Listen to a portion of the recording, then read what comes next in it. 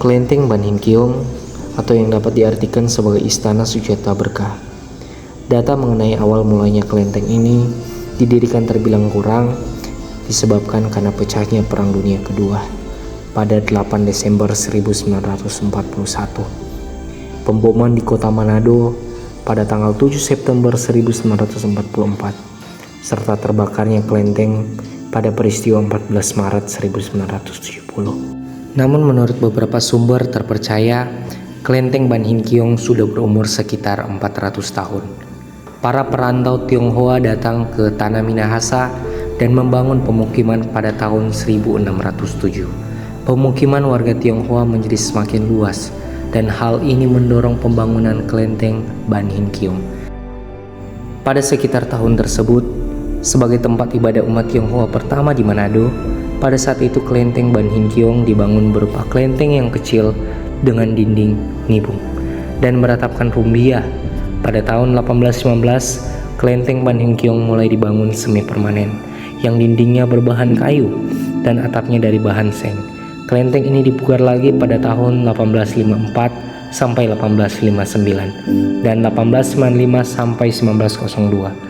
Bentuk permanen kelenteng yang ada pada saat ini dibangun pada tahun 1971 sampai 1975 setelah terjadi kebakaran akibat peristiwa 14 Maret 1970. Melalui tata upacara Papue ditetapkan dan dilaksanakan upacara sembahyang besar peresmian kelenteng Ban Hin Kiong pada tanggal 10 September 1994. Dan pada tahun 1930 Manado terserang wabah kolera yang memakan banyak korban sehingga kelenteng Ban Hin Kiong mengadakan sembahyang khusus dan mengeluarkan kio atau tandu berkeliling kota.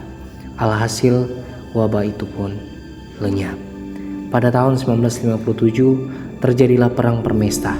Pemerintah pusat menyerang para pejuang-pejuang Permesta dan salah satu peluru meriam ditembakkan ke kelenteng Ban Hin Kiong, menembus pintu dan masuk di bawah altar yang suci Kong Tek Chung Om. Namun secara mujizat peluru meriam tersebut tidak meledak. Pada peristiwa 14 Maret tahun 1970, kelenteng Ban Hin Kiong habis terbakar kecuali satu arka yang terbuat dari kayu. Arka tersebut adalah salah satu arka dari Hok Lok Siu, yaitu arka Siu atau dewa umur panjang. Dan pada masa Perang Dunia II, Manado menjadi salah satu kota incaran pemboman sekutu terhadap Jepang. Semua yang ada di sekeliling kelenteng Ban Hin Kiong pada saat itu hancur lebur, sedangkan kelenteng Ban Hin Kiong tetap berdiri dan lecet pun tidak. Dan masih banyak lagi kejadian mujizat lainnya yang terjadi sepanjang sejarah kelenteng Ban Hin Kiong.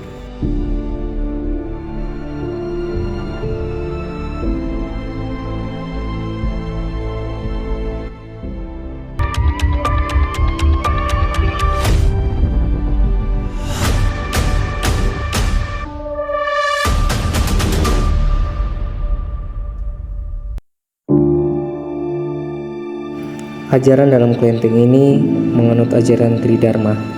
Dalam konteks agama Konghucu di Indonesia, ini adalah sebuah konsep sinkretisme atau penggabungan dari 3 ajaran utama, Taoisme, Buddhisme, dan Konghucu. Istilah Tridharma sendiri adalah istilah yang lebih dikenal di Indonesia dan dalam dialek Hokkien disebut Samkau yang berarti 3 ajaran. Sinkretisme Tridharma muncul sebagai hasil dari pertemuan dan perpaduan ajaran-ajaran 3 agama atau filsafat yang berbeda, yaitu Taoisme yang mengutamakan harmoni dengan alam dan kehidupan yang alami, Buddhisme yang mengajarkan tentang penderitaan, kesadaran dan jalan menuju pembebasan, Konghucu yang menekankan pentingnya etika, moralitas dan hubungan sosial yang harmonis. Tridharma di Indonesia dikaitkan dengan upaya untuk melestarikan ajaran Konghucu pada masa Orde Baru ketika agama Konghucu tidak diakui secara resmi. Untuk itu ajaran Konghucu menyatu dengan ajaran Buddha dan Taoisme sehingga terbentuklah Tridharma. Di tengah suasana sakral kelenteng Ban Hin Kiong terdapat sejumlah altar yang menjadi pusat penghormatan umat Tridharma. Yang pertama adalah altar Tuhan atau altar Tian sebagai simbol tertinggi dari Sang Pencipta, tempat umat menyembah Yang Maha Esa, sumber segala kehidupan. Tian atau yang juga dikenal sebagai Sangdi, Tian yang berarti secara harafiah yang berarti langit. Dalam ajaran Konghucu, Tian adalah kekuatan tertinggi, sumber moral dan pengatur alam semesta. Tian bukan sekedar langit fisik, melainkan wujud dari kehendak ilahi yang adil dan yang suci. Dalam konteks Konghucu, Tian adalah sebutan utama untuk Tuhan, sedangkan Sangdi juga digunakan dalam pengertian yang serupa sebagai Tuhan yang Maha Kuasa. Selain itu, di lantai pertama juga terdapat beberapa altar. Yang pertama adalah altar Tian Siang Sengbo, yaitu Sang Dewi Laut Mazu, pelindung para pelaut dan penjaga keselamatan dalam perjalanan. Yang kedua ialah altar Kong Tek Chong, dewa yang penuh belas kasih, adil dan penolong bagi mereka yang mencari keadilan. Yang ketiga adalah altar yang suci Hok Tek Cheng Sin, yaitu altar dewa yang penuh belas kasih, adil dan penolong bagi mereka yang mencari keadilan.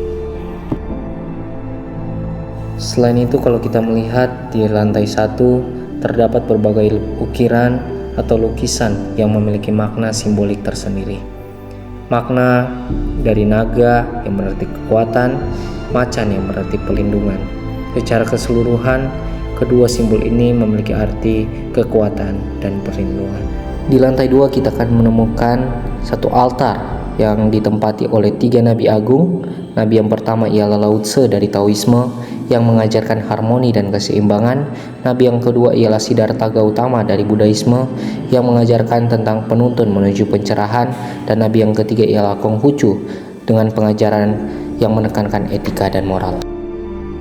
Tingkat paling tinggi atau tingkat ketiga kita akan menemukan altar dari Kuan Im Po Sat, yaitu Dewi Welas Asih Guan Yin, pelindung bagi mereka yang menderita dan memerlukan pertolongan.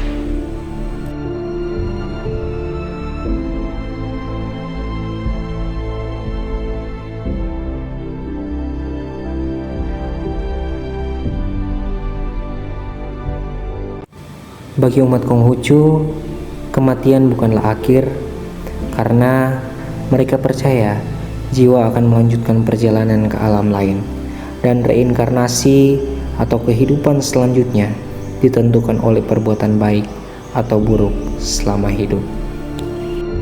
Dan menurut mereka bahwa reinkarnasi akan terus berlanjut atau berlangsung sampai kita mencapai yang namanya kesempurnaan jiwa. Setelah kita mencapai yang namanya kesempurnaan jiwa, maka jiwa kita tidak akan dilahirkan kembali atau yang dikenal sebagai reinkarnasi. Dan di bagian luar ruangan lantai 3 kita akan mendapatkan 3 buah meriam yang konon merupakan hadiah dari VOC. Logo dan tahun-tahun pembuatan meriam terlihat jelas pada batang meriam. Meriam tertua dibuat pada tahun 1778.